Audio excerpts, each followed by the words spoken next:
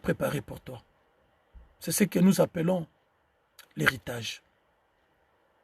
Mais cet héritage, il y a des conditionnalités pour non seulement l'avoir, mais également le gérer.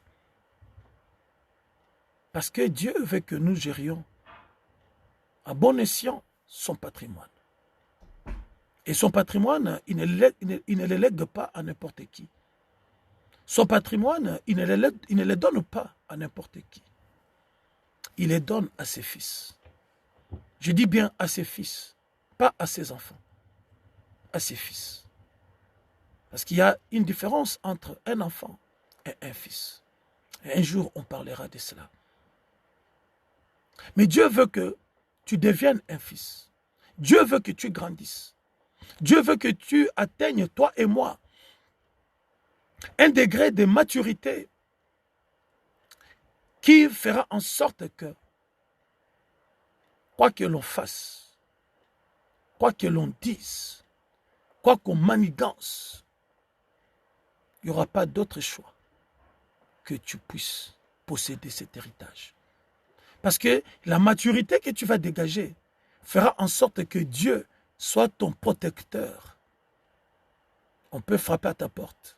On peut tenter à ta vie. On peut chercher à t'arracher tes biens. La Bible dit, ces anges campent autour de ceux qui les craignent. Gloire à Dieu. Nous allons, bien aimé de Dieu, sans plus tarder, nous allons continuer notre message que nous avons commencé il y a 2 semaines sur le thème « La majorité qui libère notre héritage ». Nous avons parlé de la majorité, nous en avons défini le contour.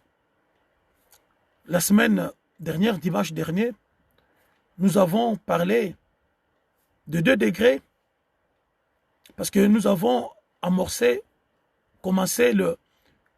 les sous-thèmes sur le 5 degrés de la maturité spirituelle. Et nous avons vu le dimanche dernier les 2 premiers degrés de la maturité spirituelle.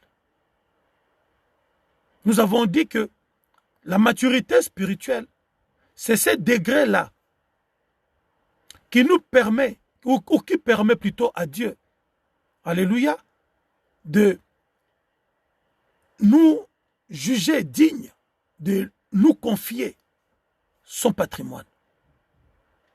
Nous avons vu que même dans ce monde des hommes, des vivants, il y a un seuil fixé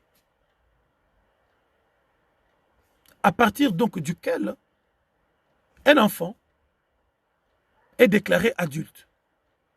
Et à partir donc de cet âge-là, il jouit pleinement de ses droits civiques. Et sur le plan spirituel, il en est pareil. Parce que les mêmes règles qui régissent le naturel, ce sont les mêmes règles qui régissent les surnaturels ou les spirituels. Alors nous avons vu que le premier degré consistait à savoir si j'ai fait quelque chose par peur. Nous avons vu souvent que les enfants, lorsque on lui demande de faire quelque chose, il commence à manifester sa liberté. Et pour obéir, des fois nous sommes obligés d'utiliser la menace pour faire fléchir l'enfant. Et ça, ce n'est pas une attitude ou un degré de maturité requis par Dieu pour nous confier son patrimoine. Nous avons vu aussi le deuxième degré, c'était de savoir, est-ce que je fais quelque chose parce qu'il s'agit de quelqu'un de ma famille ou un ami ou un proche? et celui qui n'est pas proche de toi, qui n'est pas de ta famille, eh bien, tu lui dis, basta, il n'y a rien à faire. Je n'ai rien à t'offrir. Je n'ai rien à te donner. Et ça, encore, c'est un degré spirituel d'un bébé à qui Dieu ne peut pas confier son patrimoine.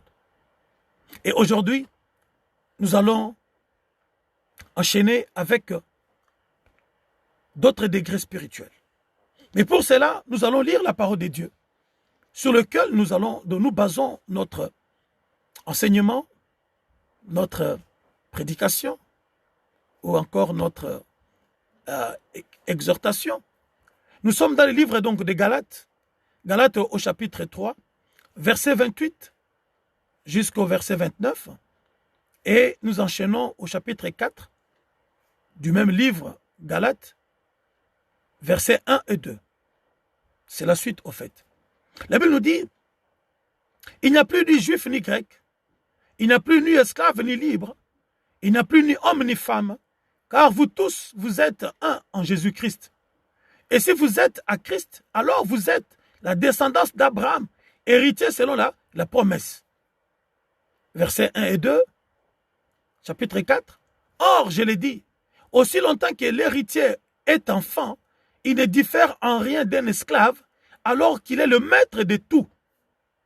Il est soumis à des tuteurs et à des administrateurs jusqu'au temps marqué par le Père. Dans le cadre de notre thème, nous pouvons donc définir cette phrase ou l'interpréter dans ce sens, jusqu'à ce qu'il devienne mature, jusqu'à ce qu'il soit formé, qu'il soit formaté, qu'il soit encadré et à atteindre un degré qui lui permettra de devenir adulte, majeur, ainsi il pourra gérer son patrimoine sans que cela passe par des tuteurs ou des administrateurs. Nous avons vu qu'il y a des gens, bien-aimés, qui, dans le monde spirituel, leur patrimoine est géré par des entités obscures. Leur patrimoine est géré par des gens autres que lui-même. Alors que si Dieu nous a fait des promesses, des grandes promesses, c'est pour que nous puissions en jouir pleinement et gérer, alléluia, en tant qu'adultes, notre propre patrimoine. C'est un héritage nous légué par Dieu. Ma bonne santé, ma joie, mon bonheur, mon mariage, mon travail, mes entreprises, alléluia, mon ministère. Ce sont là les choses parmi les grands héritages que Dieu m'a légués. Mais il y a encore aujourd'hui nombreux qui, notre patrimoine, est encore géré par des entités autres que nous-mêmes. Il ne peut pas être en bonne santé parce qu'un sorcier quelque part gère sa santé. Il ne peut pas vivre heureux dans son mariage parce que quelque part, il y a un marabout sollicité, je ne sais pas par qui gère son mariage. Il ne peut pas réussir donc dans sa vie parce que quelque part, il y a quelqu'un qui gère son patrimoine. Il ne peut pas réussir donc dans ses études parce que quelque part, il y a quelqu'un qui gère son intelligence. Il ne peut pas avoir donc des enfants parce que quelque part, quelqu'un gère ses entrailles. Il ne peut pas, alléluia, jouir donc de bonnes relations. Parce que quelque part, il y a quelqu'un qui gère à sa place ses amis. Il ne peut pas, alléluia, réussir dans tous les domaines de sa vie, simplement parce que quelqu'un a décidé de le faire à sa place. Il en est-il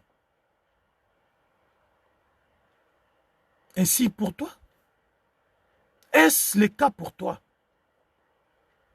Avant d'aller chercher les causes exogènes, mais nous devons d'abord commencer par chercher les causes endogènes, c'est-à-dire de nous-mêmes. Est-ce que nous avons fait suffisamment ce qu'il faut pour devenir l'adulte que nous devons être, ainsi posséder, jouir, gérer librement notre héritage? Israël était en Égypte. Il mangeait au bon vouloir du Pharaon.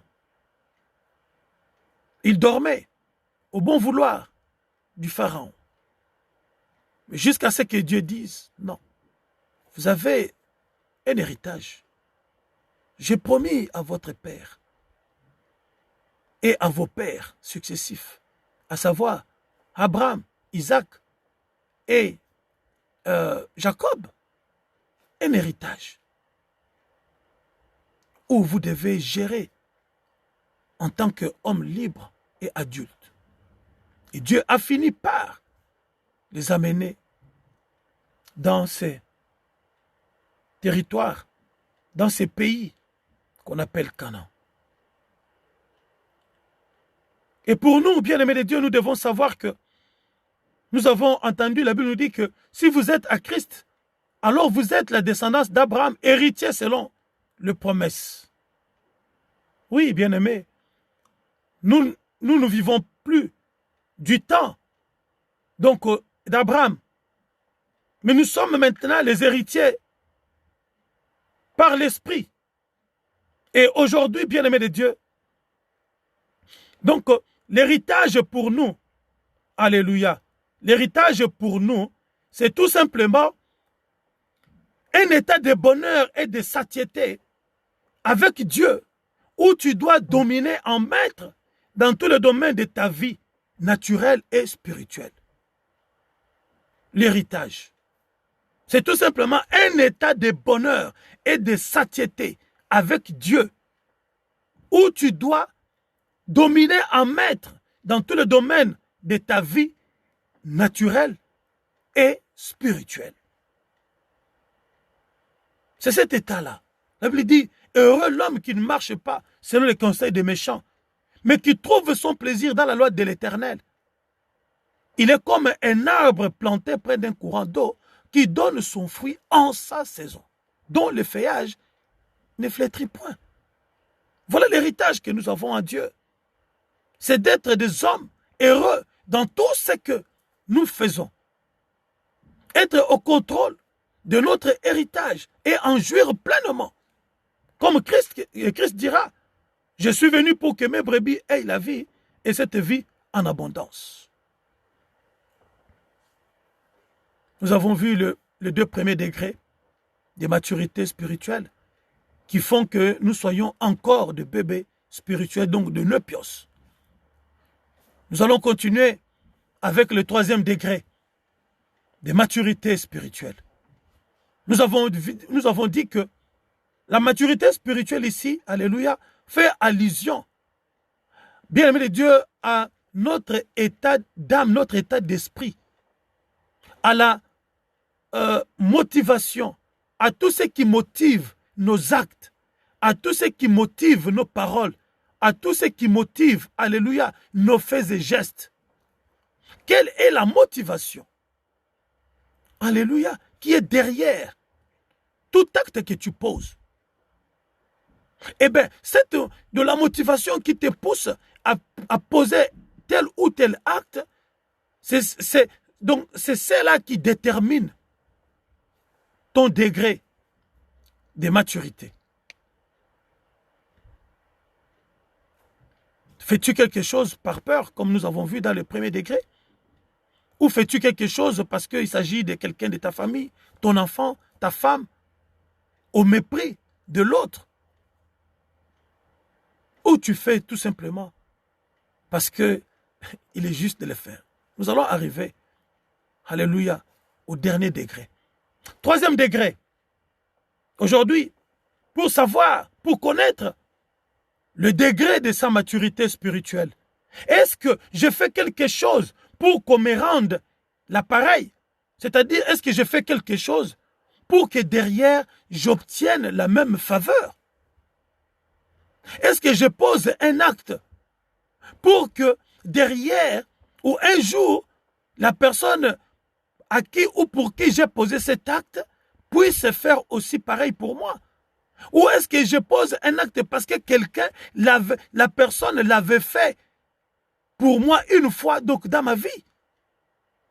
Alors lorsque, bien aimé Dieu, l'acte que je pose est motivé par cet état d'esprit, alléluia, alors je ne suis pas encore mature. Alors j'ai encore un degré de spiritualité moindre. Parce que je ne peux pas faire quelque chose pour que derrière, je puisse tirer un profit quelconque. Ça, ce n'est pas la pensée de Dieu. Ça, ce n'est pas l'amour. L'amour n'exige rien. L'amour ne pose pas un acte pour que derrière, je puisse profiter. L'amour ne me pousse pas à faire quelque chose parce que quelqu'un l'avait fait pour moi. Oui, la reconnaissance est une bonne chose. Je dois reconnaître les bienfaits de quelqu'un. Je dois lui rendre l'ascenseur. Mais cela ne doit pas être ma motivation. Ne doit pas être, bien le Dieu, donc de ma raison d'être. De faire quelque chose que pour la personne qui est capable donc de faire la même chose pour moi. Ou d'être là le jour où j'aurai besoin. Non, bien-aimé.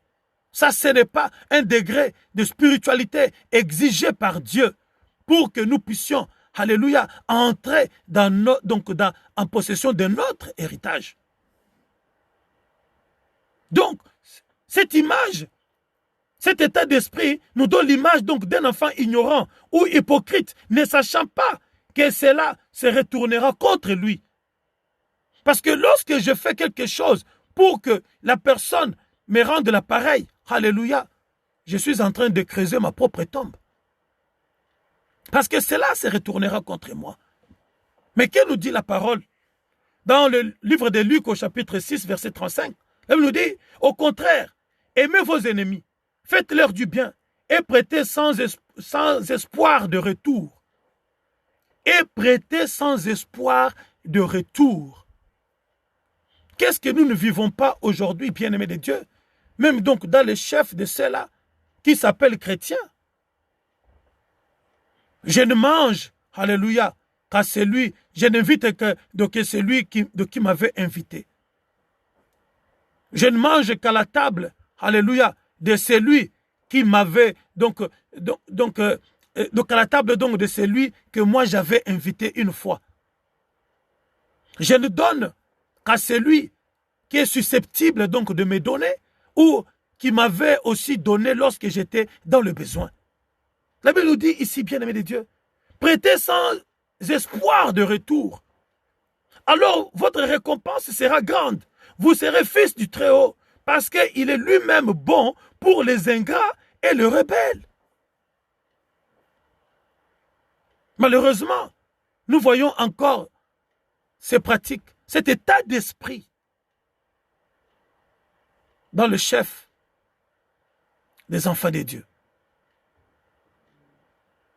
Je ne fais du bien qu'à celui qui m'a fait du bien. Avant de prêter de l'argent à quelqu'un, je dois d'abord vérifier si un jour il pourra aussi me prêter le jour où j'en aurai besoin. Est-ce là la pensée de Dieu? Est-ce là l'état d'esprit de Dieu? La Bible nous dit que si vous êtes à Christ, vous êtes alors descendant d'Abraham. Car vous êtes tous, Bible dit, il n'y a plus esclave, ni libre, ni homme, ni femme, car vous êtes tous un en Jésus-Christ. Si je traite l'autre comme étranger de moi ou en dehors de moi, bien-aimé de Dieu, alors où est la nature de Dieu en moi? Si je fais du bien à celui qui m'a fait du bien ou qui est susceptible de me faire du bien, alors où est l'amour de Dieu? Donc, je manifeste encore les degrés d'un eupios, d'un bébé spirituel. C'est une attitude donc que nous voyons chez les enfants. L'enfant qui va à l'école avec ses petits bonbons, eh bien, il va donner qu'à celui qui autrefois lui avait aussi donné des bonbons. Ou il va rappeler à l'autre, hey, toi l'autre jour, tu avais amené tes bonbons, non? Est-ce que tu m'avais donné? Eh bien, moi aussi, je ne te donne pas mes bonbons. Alléluia. C'est ce que nous faisons. C'est ce que nous faisons. Et nous montrons, bien aimé Dieu, notre immaturité spirituelle. Et Dieu ne peut pas nous confier son patrimoine, son héritage, pour que nous puissions les gérer donc de cette manière. La Bible nous dit que Dieu, il est lui-même bon envers les ingrats et le rebelle. Un ingrat, c'est celui-là qui ne t'a pas fait, qui ne t'a pas rendu donc l'ascenseur, lorsque toi, à ton tour, tu lui avais fait du bien. Mais est-ce que Dieu te demande de lui refuser la prochaine fois un service parce que lui, il ne t'avait pas rendu service? Non. Un rebelle, c'est celui qui cherche ta place. C'est celui qui a pris les armes contre toi.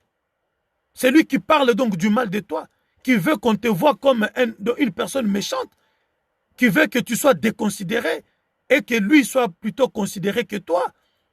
Mais la Bible dit que même à ces rebelles-là, Dieu est bon envers eux. La bonté de Dieu se manifeste dans le fait qu'il leur donne aussi le souffle de vie, autant que toi et moi. Alors si Dieu est dans cet état d'esprit-là, comment moi qui suis fils de Dieu, moi qui prétends être enfant de Dieu, c'est-à-dire c'est lui qui a l'ADN de Dieu, c'est lui qui a, bien de Dieu, donc de la sève de Dieu, je peux me comporter autrement que Dieu, mon Père. Donc je lui manifeste mon immaturité spirituelle. Je lui montre, je lui démontre que je ne suis pas encore à la hauteur, alléluia, de gérer ton patrimoine.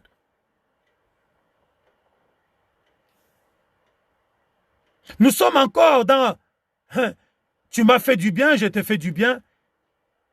Tu n'as rien fait de moi et je ne fais rien pour toi. Tu n'as rien fait pour moi, je ne fais rien pour toi. Tu m'as fait du bien, je fais du bien pour toi. Nous en sommes encore dans cet état d'esprit-là. Ça, ce n'est pas l'état d'esprit des hommes matures. Or, la Bible nous dit que grandissez dans la connaissance des fils de Dieu. Devenez adultes dans l'apprentissage ou dans l'appropriation de la parole de Dieu. Or, la parole de Dieu est une nourriture qui a des vitamines. Et ce sont les vitamines qui nous font grandir jusqu'à l'âge mature, jusqu'à atteindre, alléluia, notre stade ou bien notre niveau de maturité sur le plan physique et sur le plan spirituel. La parole de Dieu nous amène, alléluia, à atteindre un degré hautement spirituel pour gérer le bien de notre Père. Parce que ce que nous avons, c'est le bien de notre Père dont il s'agit, que nous devons gérer en bon intendant, en bon oikonomos. Alléluia. Alléluia. Nous ne devons pas considérer les choses que nous avons comme étant nos propres propriétés pour dire que je les gère comme je veux, je donne à qui je veux, je refuse à qui je veux. Non. Si Dieu nous les donne, c'est pour que nous puissions les gérer comme lui, il les gère. Il est bon pour les ingrats et pour les rebelles. Pas seulement pour ceux qui viennent dans sa présence, pas seulement pour ceux qui l'adorent, pas simplement pour ceux qui le glorifient. Le soleil qui s'est levé là, qui est dehors là, la pluie qui tombe là, quelque part sur la terre. Gloire à Dieu parce que ici à Paris, il ne pleut pas, c'est l'été. Alléluia. Mais même le soleil là, tous ceux qui habitent la France, ils ne sont tous pas amis de Dieu, ils ne sont tous pas enfants de Dieu. Mais ils profitent donc du bonheur que le soleil leur donne. Alors pourquoi toi, alléluia, tu peux agir ainsi alors que tu as la nature de Dieu? Cette attitude ne nous fera pas grandir et surtout, elle repoussera à plus tard notre héritage, à moins qu'on ne se ressaisisse plus vite. La Bible dit, quelqu'un qui se comporte comme ça, il n'est pas différent d'un esclave. Son patrimoine est géré par des tuteurs et des administrateurs jusqu'au temps marqué par le Père. Jusqu'à atteindre les niveaux exigés par le Père. C'est ce que de la parole de Dieu veut nous dire ici. Il est enfant. Eh bien, on va gérer son patrimoine jusqu'à atteindre les degrés exigés par le Père. Dans tout testament où on lègue le bien à ses enfants, à ses héritiers, il y a toujours des conditions. Il y a toujours des conditions.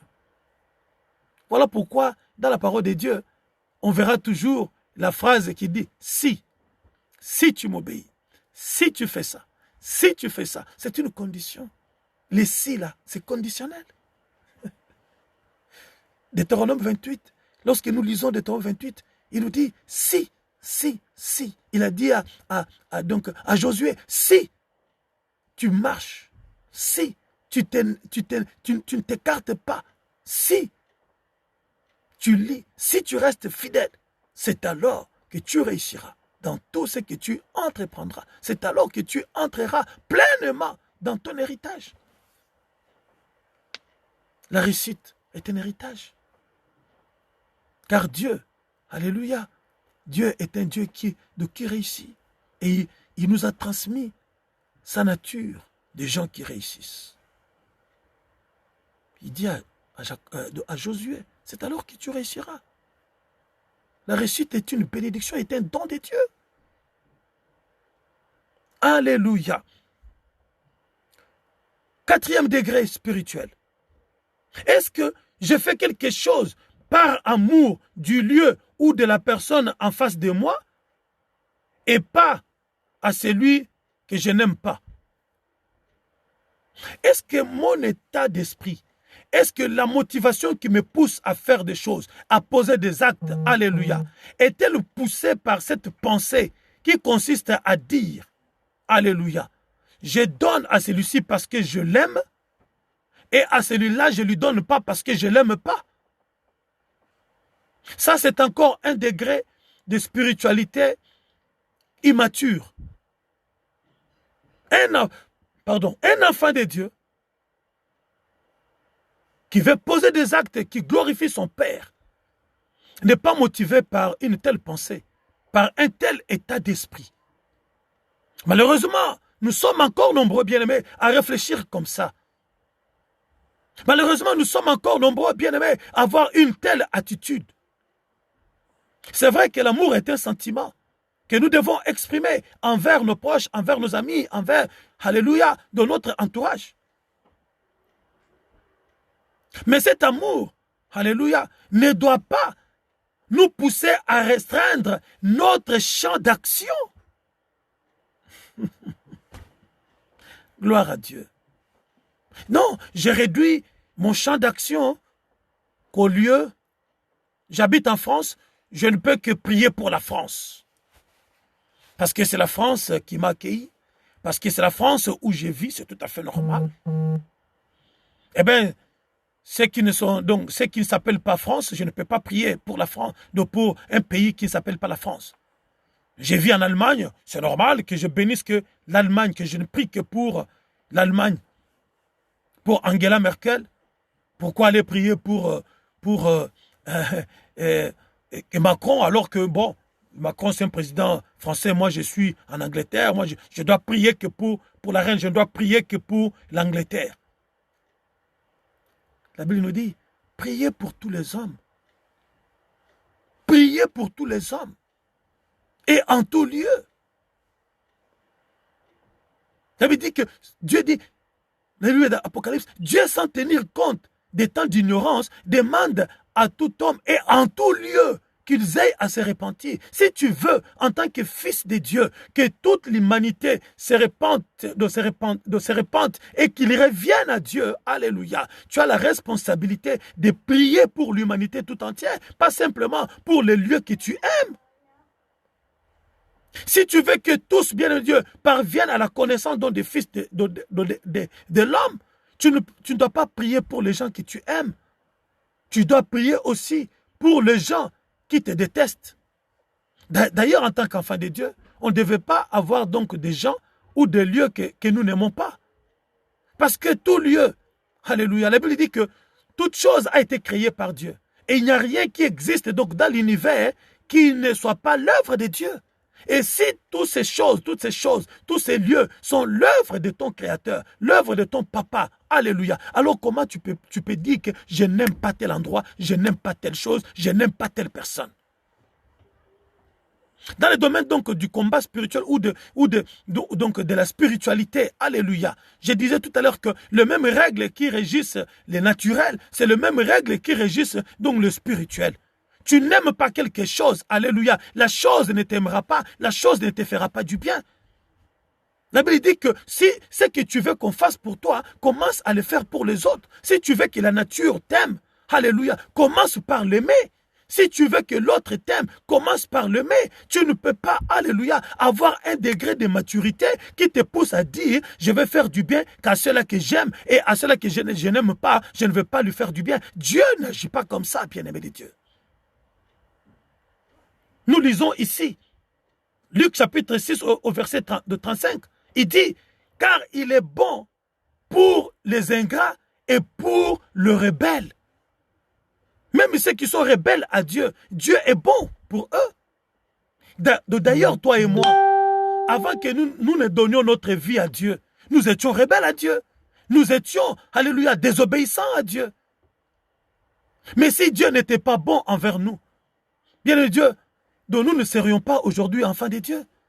La bonté de Dieu s'est manifestée en Jésus-Christ pour nous attirer à lui, pour nous adopter, alléluia, faire de nous donc des enfants de Dieu et les héritiers de son patrimoine et les co-héritiers de Christ.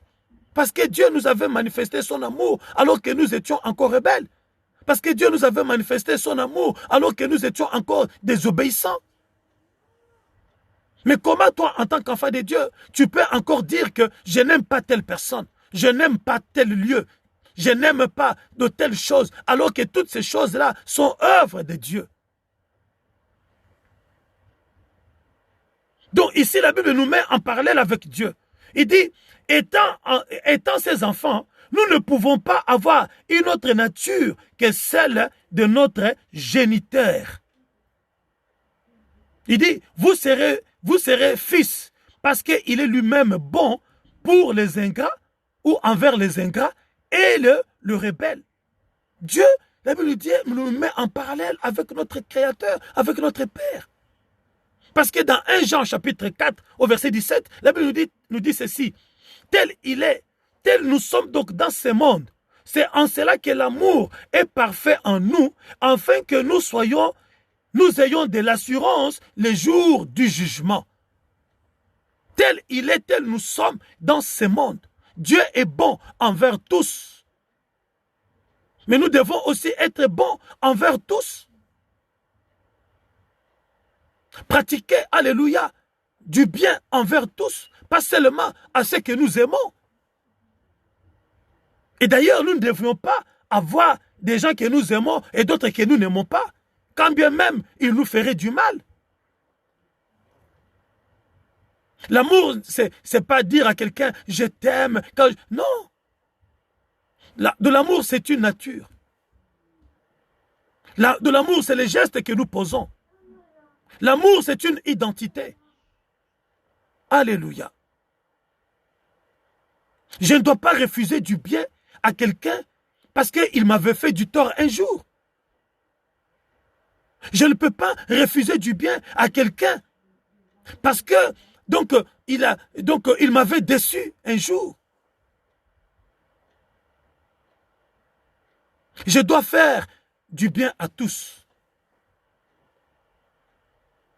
La nature de Dieu que nous incarnons doit nous pousser à aimer même ceux qui sont incapables de nous aimer ou de nous assister lorsque nous sommes dans le besoin. L'amour de Dieu doit nous pousser à aimer ou à assister même les gens qui sont incapables de faire l'appareil pour nous. Même les gens qui nous détestent. Combien de fois dans ma vie, je ne m'en vante pas. Mais je peux dire que j'ai eu aussi à être confronté à ces genres de situations où quelqu'un m'avait blessé, quelqu'un m'avait fait du mal. Mais un jour, il se trouve donc dans les besoins. Mais je n'ai pas eu à me souvenir des choses qu'il m'avait faites, du mal, des blessures, même si je n'ai pas oublié. Mais ma motivation n'est plus dictée, alléluia, par mes mauvais souvenirs de cette personne. Si j'agis ainsi, alors je montre à Dieu que je ne suis pas encore mature. De surcroît, je ne suis pas qualifié ou je ne suis pas éligible à la gestion de son patrimoine. Alléluia. Est-ce que je fais du bien qu'à celui que j'aime et celui que je n'aime pas, alors même que je ne devrais pas ne pas l'aimer? Oui, il n'est pas interdit d'aimer. Nous aimons. Il n'est pas interdit de faire du bien aux gens que j'aime. D'ailleurs, c'est parce que je les aime que je dois leur faire du bien. C'est parce que je les aime qu'ils ont droit à mon sourire, ils ont droit à mon attention, ils ont droit à mon assistance. Mais je dois aussi avoir le même sourire, avoir le même sentiment, avoir la même assistance à ceux-là qui ne manifestent pas forcément leur amour.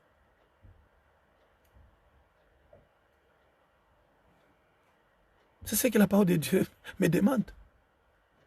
Je peux ne pas aimer cela. Je peux ne pas aimer ce que Dieu me dit.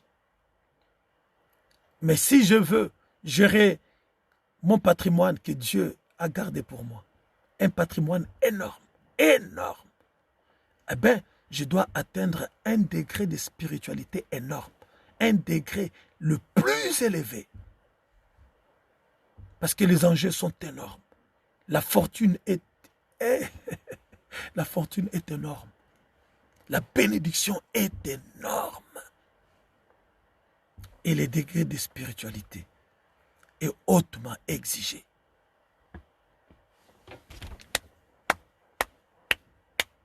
Je ne sais pas si quelqu'un qui est avec moi comprend ce que nous sommes en train de dire. J'agis encore ainsi. Alléluia. Je montre à Dieu que je suis encore immature. Et la Bible dit, les choses de Dieu ne sont pas données aux bébés. Les choses de Dieu ne sont pas données aux bébés. Lorsqu'on parle des bébés spirituels, c'est de ça qu'on parle. C'est de ça qu'on parle, bien-aimé. On ne parle pas d'une personne qui va aujourd'hui quitter l'église X pour aller à l'église et prier à l'église Y. On va dire que tu es encore un bébé spirituel, tu es encore oui, on les appelle déjà comment, des vagabonds spirituels. Non, ce n'est pas ça les vagabonds spirituels. Parce que toutes ces communautés, ces assemblées forment une église universelle. Je peux aujourd'hui prier ici, demain aller prier là-bas, demain aller prier là-bas parce que c'est ma propre famille.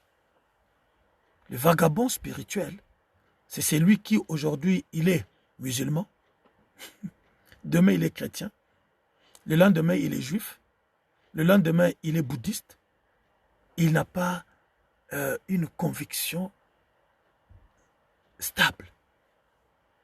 Il croit en tout vent des doctrines. Parce que chacune de ces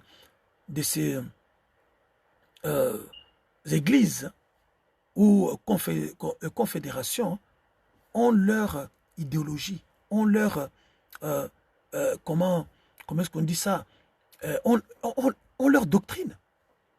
Et lorsque tu changes des doctrines, c'est là où on t'appelle vagabond spirituel.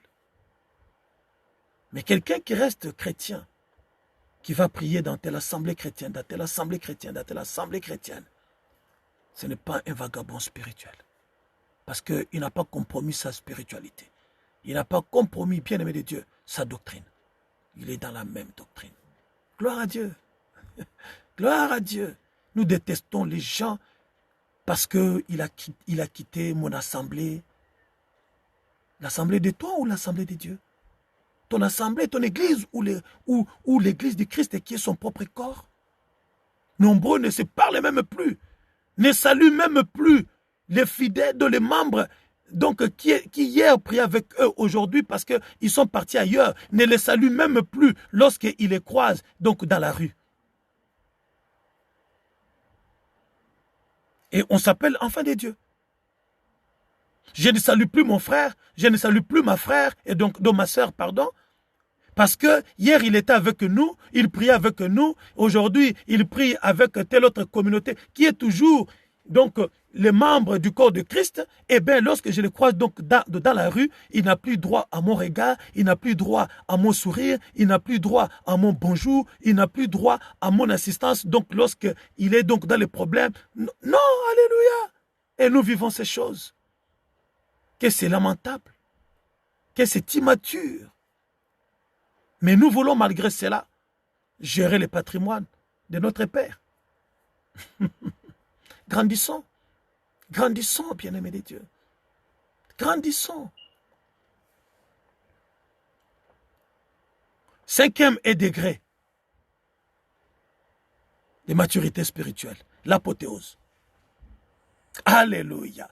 Et les degrés les plus élevés de maturité spirituelle dont nous avons besoin pour gérer l'énorme patrimoine, l'énorme richesse que Dieu nous a donné.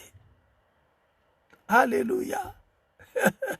Les degrés les sublimes, les degrés les plus élevés, qui, lorsque tu l'as atteint, tu peux gérer n'importe quel patrimoine. Des milliards et des milliards, des tonnes et des tonnes. On peut même dire des on dit quoi? Hectogrammes. Énorme, énorme. Les richesses que nous avons, l'héritage que nous avons. Pour cela, il faut un degré de maturité le plus élevé. 5e degré. Est-ce que je fais quelque chose parce que c'est juste et équitable, tout simplement? Est-ce que la justice et l'équité sont les motivations? Sont-elles la maman de tout acte que je pose? La justice et l'équité. La justice et l'équité, bien-aimés de Dieu, sont au-delà de toute considération. L'amour, l'affection, la compassion, la miséricorde, tout ça, bien de Dieu, la justice et l'équité, alléluia, sont au-dessus de toutes ces choses, de toute considération.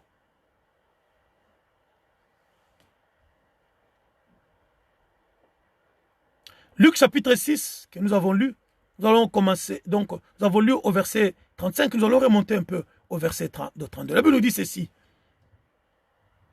Si vous aimez seulement vos amis qui vous aiment en retour, pouvez-vous avoir droit à une récompense particulière? Non. Les non-chrétiens aussi aiment leurs amis. Et si vous faites seulement du bien à ceux qui vous en font, pourquoi vous attendriez-vous à être félicités? Si ceux qui ne sont pas chrétiens agissent suivant les mêmes principes, si vous prêtez seulement à ce dont vous espérez être remboursé, quelle reconnaissance vous doit-on? Les non-chrétiens aussi se font des prêts entre eux parce qu'ils espèrent qu'un jour on leur rendra le même service. Vous, au contraire, aimez vos ennemis, faites-leur du bien et prêtez sans espoir de retour. Alors votre récompense sera grande. Vous serez le fils du Très-Haut parce qu'il est lui-même bon envers les ingrats et les rebelles. Votre récompense sera grande. C'est ici l'image d'un majeur qui est passé par la croissance spirituelle pour atteindre, alléluia, la maturité spirituelle. Parce que pour atteindre la maturité spirituelle, on doit d'abord passer par la croissance. Un enfant pour atteindre, alléluia, son âge mature, il doit d'abord passer par la croissance. Il doit être nourri. Comme je l'ai dit que autant la nourriture physique a des vitamines qui nourrissent nos cellules du corps, autant la parole de Dieu a des vitamines qui nourrissent, alléluia, donc notre corps spirituel. Et lorsque nous sommes nourris spirituellement, nous grandissons jusqu'à atteindre, alléluia, le degré le plus élevé de la maturité. Pourquoi, bien-aimés? Nous avons vu que dans 1 Jean 4, 17, la Bible nous dit que tel il est tel nous sommes dans ce monde. Tel il est tel nous sommes dans ce monde. Et lorsque nous allons maintenant dans le livre des psaumes, psaume 97, au verset 1 à 2. Psaume 97, verset 1 à 2. Écoutons ce que la parole de Dieu nous dit. Le Seigneur est roi. Que toute la terre s'émerveille. Que tout le peuple lointain se réjouisse. Un sombre nuage l'environne. Justice et droit, voilà les bases de son trône. Justice et droit sont la base de son trône. Dans d'autres versions, on nous dit, dans la version du Seigneur, on nous dit, la justice et l'équité sont la base de son trône. Ici, on nous dit, la justice et le droit sont la base de son trône. C'est-à-dire quoi, bien-aimé? C'est-à-dire que la divinité de Dieu, c'est qu'il est la nature de Dieu, alléluia, trouve son fondement, trouve sa fondation, trouve sa source, trouve sa puissance, trouve son essence, alléluia, dans la justice et dans l'équité ou dans le droit. Est-ce que, bien-aimé de Dieu, tu fais quelque chose, alléluia, parce que cela est juste? Parce que la personne à qui tu fais la chose, tu veux rendre ses services, tu veux rendre ses sourires, tu veux rendre, bien de Dieu, donc la joie est en droit de l'avoir ou pas? Si Dieu, alléluia, est bon envers les ingrats et envers les rebelles, alléluia, comment toi qui es à l'image de Dieu peux agir différemment de Dieu? La justice. Je dois faire quelque chose parce que cela est juste. Il est juste. C'est juste. Alléluia. Qu'une personne reçoive un service de ma part. Que je l'aime ou que je ne l'aime pas. Qu'il soit de ma famille ou pas. Alléluia. Qu'il soit, qu'il me soit fidèle ou pas. Alléluia. Si je dois faire quelque chose. Alléluia. Donc, en son endroit, je le fais parce que cela est juste. Il est dans les besoins. Je le fais parce que c'est juste qu'une personne soit assistée. C'est juste qu'une personne, alléluia, soit consolée. Je ne le fais pas parce que c'est mon ami. Je ne le fais pas parce que c'est ma femme. Je ne le fais pas parce que c'est mon pays. Je le fais, alléluia, parce que cela est juste, parce que Dieu me demande de prier pour nos pays.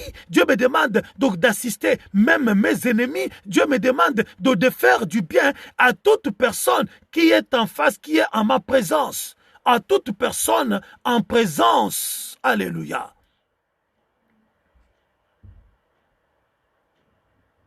Peu importe s'il est grand, peu importe s'il est petit, peu importe s'il est arabe, peu importe s'il est noir, peu importe s'il est blanc, alléluia. Mais dès lors que je le trouve dans le besoin, alléluia, je dois être animé par cet état d'esprit qui me dit, c'est juste et il a droit d'être assisté. Parce que c'est un être humain, parce que Dieu qui lui a donné la vie, Dieu qui lui a donné la vie au même titre que moi, il n'est pas aussi bête. Dieu qui lui a renouvelé le souffle de vie ce matin, alléluia, il n'est pas si bête pour que moi, je juge cette personne indigne de recevoir de ma part une assistance, donc de recevoir de ma part un sourire, de recevoir de ma part, alléluia, une aide quelconque. Voilà les degrés de maturité, alléluia, auquel Dieu nous attend pour qu'il puisse donc nous donner, alléluia, la gestion de son énorme patrimoine qu'il a mis de côté pour nous. Gloire à Dieu. Dans le jardin d'Éden, Dieu avait mis donc un énorme héritage à Adam. Et tu as un énorme héritage à gérer. Tu vas me dire, oui, mais pasteur, mais attends, mais si je dois atteindre cet état donc de maturité pour que j'entre en possession donc de mon héritage, alors les méchants, alors ceux qui ne connaissent pas Dieu. Alléluia. Oui, tu as bien raison de poser cette question. Mais écoute de ce qui suit. La Bible me dit ceci. Dans le livre donc de Psaumes 92, la Bible me dit ceci. Si les méchants prospèrent, si les méchants gagnent énormément, si les méchants sont heureux dans ce qu'ils possèdent, alléluia, c'est pour être anéantis un jour. Mais toi, Dieu ne te donne pas son héritage pour que tu sois anéanti. Pour que, à cause donc de l'héritage qu'il t'a donné, tu manques la vie éternelle. Tu manques donc l'éternité. Que préfères-tu? Posséder un héritage énorme et être immature, être un bébé. Et par ton immaturité, tu vas gaspiller ce patrimoine-là et un jour être malheureux, manquer le ciel, ou, bien le Dieu, te fortifier comme la Bible nous demande, fortifiez-vous dans le Seigneur pour atteindre le plein essor de ta maturité spirituelle, afin que cette maturité-là t'aide à gérer le patrimoine d'une manière que tu puisses, alléluia, non seulement les garder et les léguer à tes enfants après toi, et au finish, car il y a un finish, c'est d'hériter le royaume des cieux. Alléluia. Parce que tous les biens que nous avons, Dieu nous les donne pour que nous les gérions en bon intendant. Si la justice et l'équité sont donc tes motivations principales, alléluia, dans tout acte que tu poses, dans tous faits et gestes que tu fais, alléluia, Dieu va te donner un héritage énorme. Dieu va te faire, c'est ce degré de maturité-là qui te fera entrer dans ton héritage.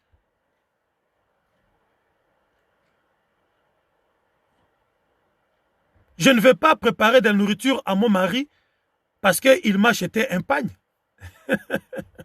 Je vais préparer pour mon mari parce que cela est juste. Cela est juste et il a droit de manger. Je vais faire quelque chose à ma femme. Je vais bénir ma femme. Pas parce que elle m'a fait quelque chose et elle m'a donné quelque chose. Non, je le fais parce que cela est juste. Pas parce que je l'aime. mais parce que cela est juste. Lorsque je fais quelque chose parce que cela est juste, alléluia, j'agis au-delà de l'amour. Lorsque je fais quelque chose parce que c'est dans son droit, alléluia, j'agis au-delà de l'amour. Parce que l'amour est un sentiment qui peut s'estomper du jour au lendemain. Mais la justice n'a pas de frontières. La justice ne regarde pas l'ami. La justice ne regarde pas, le droit ne regarde pas l'ami, ne regarde pas le frère. Le droit regarde tout simplement, alléluia, le divin. Le droit regarde le divin. La justice regarde le divin. La justice, c'est Dieu. Voilà pourquoi vous verrez, alléluia, la Bible ne demande pas aux femmes d'aimer leur mari. Hein. Tout simplement de les obéir. La Bible ne demande pas aux enfants d'aimer leurs parents. Alléluia. Mais de les honorer. Parce que dans l'honneur, il y a la justice. Dans l'amour, tu peux avoir un faux amour. Voilà pourquoi la Bible nous dit que je peux même vendre tous mes biens, tout ce que je possède, ma richesse, mes entreprises, donner aux pauvres. Mais si je n'ai pas l'amour, cela est vain. Mais par contre, si je le fais parce que cela est juste, que comment moi je peux vivre dans tel luxe et qu'à côté de moi, il y a des pauvres qui sont donc de même nature que moi, qui ont le même droit que moi. Comment je peux vivre ainsi et à côté de moi, accepter que des gens vivent comme ça?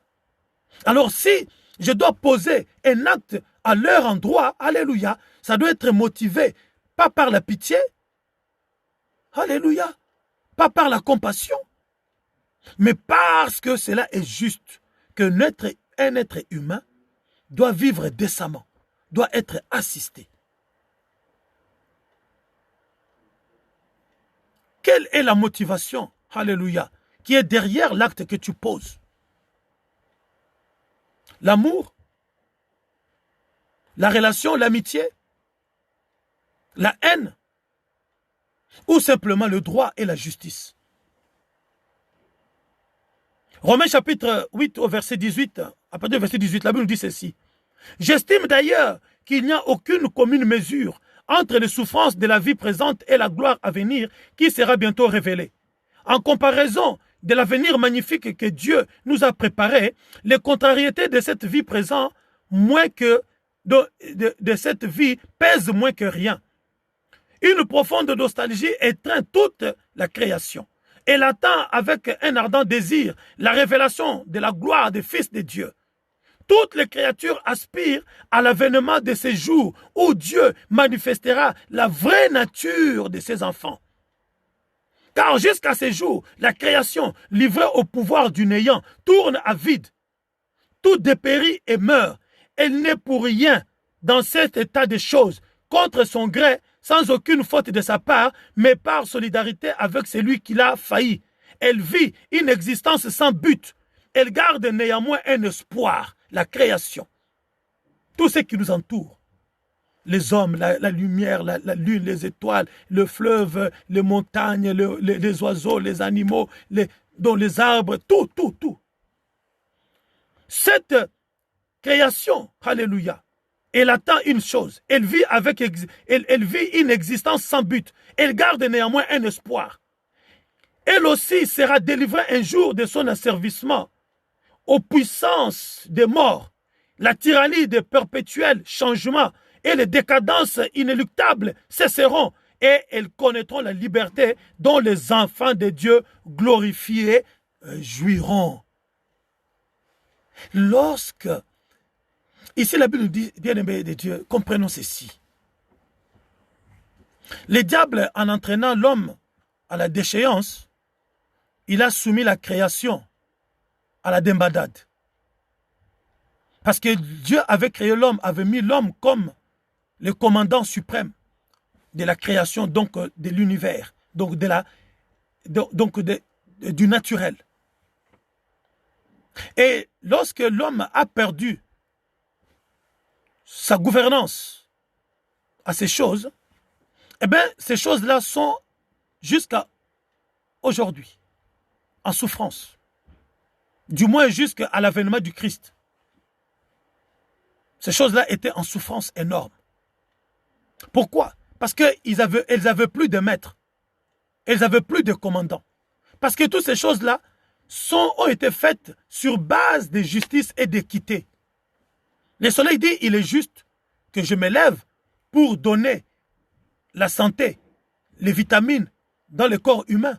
Il est juste que je me lève pour que je puisse mûrir le fruit que l'homme plante. Il est juste que je puisse accomplir donc le plan de Dieu pour l'humanité. Lorsque la lune s'élève, c'est parce qu'elle veut pratiquer la justice. Elle dit, il est juste que j'apporte à l'univers, alléluia, tout ce que Dieu a placé en moi. Parce que ce n'est pas que pour moi que Dieu a mis cela, c'est pour que je puisse, alléluia, de les émettre, de les redistribuer. Cela est juste. Lorsque, alléluia, donc le fleuve, le cours d'eau coule, les poissons vivent, toutes ces choses-là, ils accomplissent la justice de Dieu. Ils disent que cela est juste. Parce que Dieu m'a créé pour que je fasse cela. Mais moi, en tant qu'humain, lorsque je pose un acte, alléluia, est-ce que je me dis, est-ce que cela est motivé par la justice? Est-ce que je dis qu'il faut que je fasse cela parce que cela est juste? Ça veut dire que la nature souffre avec un ardent désir de voir un jour un fils de Dieu se révéler. C'est-à-dire, c'est lui qui a atteint la maturité spirituelle pour pouvoir gérer ces patrimoines-là avec justice et droit. La question est de savoir, le sommes-nous aujourd'hui? Nous nous appelons chrétiens enfants de Dieu. Sommes-nous, alléluia, matures à ce niveau-là pour pouvoir gérer le patrimoine du Seigneur? Voilà les degrés subliminal de la maturité spirituelle dont nous avons besoin pour gérer les choses de Dieu. Nous les gérons, oui, nous croyons gérer les choses de Dieu, nous croyons être bénis, mais nous sommes bénis approximativement. Nous sommes bénis superficiellement. Nous croyons gérer, mais nous ne gérons pas grand-chose. Dieu nous attend à gérer, comme je le disais, des tonnes et des kilotonnes. Des tonnes et des kilotonnes, de bénédictions. Et pour cela, nous devons atteindre les degrés les plus élevés de la maturité spirituelle. Parce que nous sommes des intendants. De toi à moi, alléluia. Est-ce que tu peux gérer, tu peux donner la gestion de ton entreprise à quelqu'un qui n'a pas la notion de la gestion? Est-ce que tu peux donner la gestion, même donc une nourrice, peux-tu donner même aujourd'hui, voilà pourquoi même nos enfants, nous les immigrés, nos enfants donc on passe à côté de beaucoup de choses, j'ai envie de dire. Pourquoi? Parce que même les nourrices à qui nous confions nos enfants, ils n'ont rien à leur donner. Mais lorsque tu vas dans les milieux aisés, mais ils nourrissent. Des fois, ce sont donc des gens qui ont des licences, qui ont atteint un degré de connaissance pour pouvoir, alléluia, les léguer aux enfants qu'ils gardent.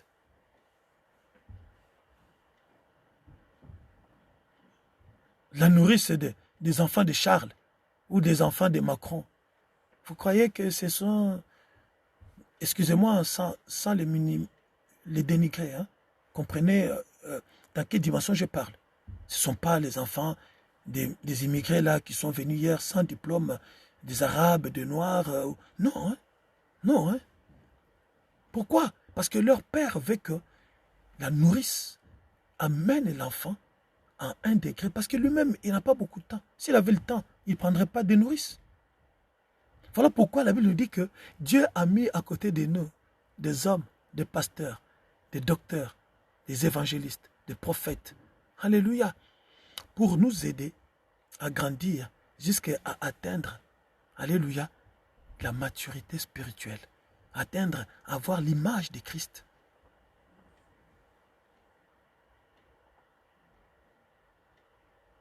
Gloire à Dieu. Cherchons à agir selon la justice, selon les droits.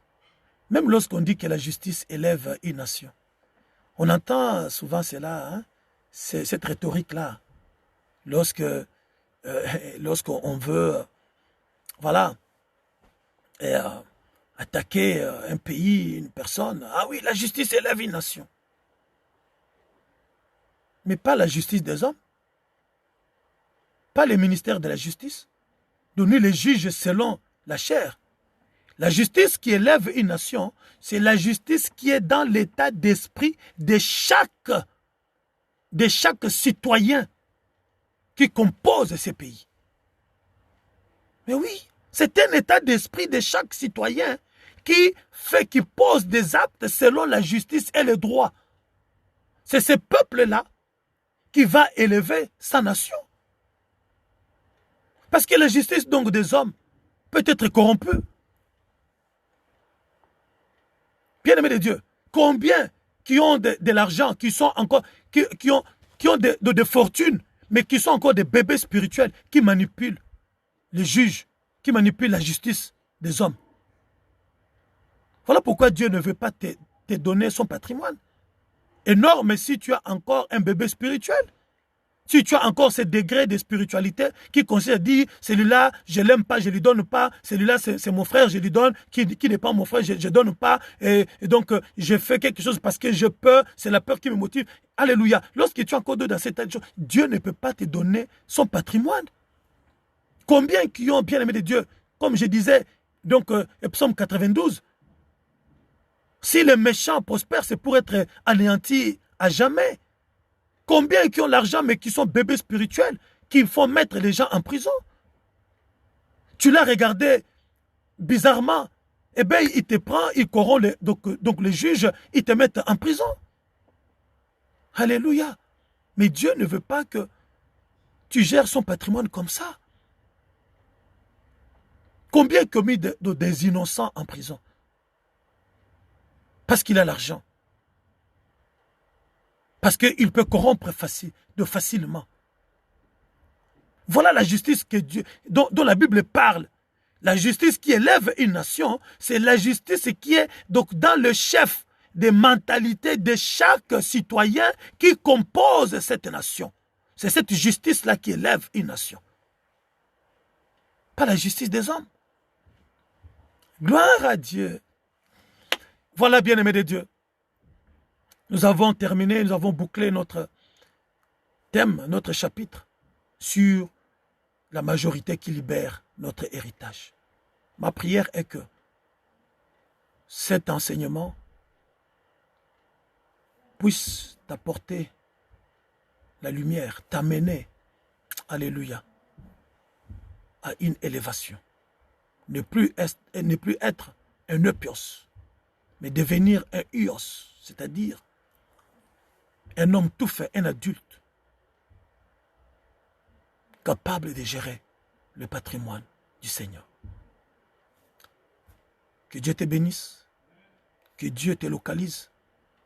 Toi qui as compris les choses, qui as les soucis d'atteindre, alléluia, ces degrés de maturité, alors tu vas prier, tu vas demander à Dieu. J'ai écouté ta parole. Je t'ai écouté me parler. Alors je veux que tu me soutiennes. Au nom de Jésus-Christ. Tendre Père, notre Dieu, nous te disons merci. Merci pour ces moments formidables. Merci pour ces moments, ô Dieu, que nous pouvons, Papa, vivre que dans ta présence. Majesté, notre Dieu, nous reconnaissons, Papa, être encore des enfants. Mais, Seigneur, nous prions pour que ton esprit nous enseigne. Tu l'as dit toi-même que lorsque tu auras établi une nouvelle alliance avec tes enfants, ce n'est pas son contemporain qui va l'enseigner, mais c'est ton esprit qui va l'enseigner et l'amener à un niveau le plus élevé de maturité spirituelle. Voilà pourquoi, Seigneur notre Dieu, ton Esprit Saint est notre pédagogos, est notre guide, est notre éclaireur. Seigneur, je prie pour la vie de la personne qui a écouté ces messages et pour moi-même, que tu as utilisé, Papa, pour délivrer ces messages. J'ai aussi besoin de grandir. Car, Seigneur notre Dieu, nous n'avons pas encore atteint ce degré-là. Mais nous voulons que ton esprit, Papa, nous y amène. Car la Bible dit que ce qui est impossible à l'homme est possible à Dieu. Merci, Seigneur. Que ton amour, ta grâce, nous soit toujours renouvelée, Seigneur. Lorsque nous tombons, Seigneur, élève-nous. Lorsque nous ignorons, Papa, enseigne-nous. Éclaire-nous, Seigneur. Gloire à toi. Merci, Seigneur, notre Dieu, pour la vie de ceux qui sont, Papa, en prison, ceux qui sont dans les hôpitaux, Seigneur. Ma prière est que tu puisses les localiser. Ma prière est que, Papa, tu puisses les assister. Papa, ils ne sont pas moins considérés que nous qui sommes en bonne santé, Seigneur. Voilà pourquoi tu demandes que nous prions pour les malades. Parce que toi, Dieu, tu donnes la délivrance aux coupables, même à ceux qui ne sont pas avec toi, par la pureté des mains de ceux qui se tiennent devant ton trône. Merci, Seigneur. Éternel Dieu. Ma prière aussi est que, Papa, tu puisses amener à toi ceux qui sont encore loin, ceux qui sont ignorants de ces choses. Parce que ta volonté est que le méchant abandonne sa voie et qu'il revienne à toi pour vivre avec toi. Merci, Seigneur. Que ta main toute puissante, ta main qui adoucit, ta main qui, ô Dieu, console les cœurs qui pleurent aujourd'hui parce qu'ils ont perdu un proche. Ta main sur nos pays, sur mon pays, la France, sur la vie de mon président Macron, sur la vie de mon pays, la RDC, et sur la vie de mon président Félix, sur la vie de mon pays, les États-Unis, et sur la vie de mon président Trump, sur la vie, mon Dieu, mon roi, de l'Allemagne, et sur la personne d'Angela Merkel et de son président, sur la vie de tous les pays du monde, avec tous leurs dirigeants, qu'ils soient aimés par leur population ou pas.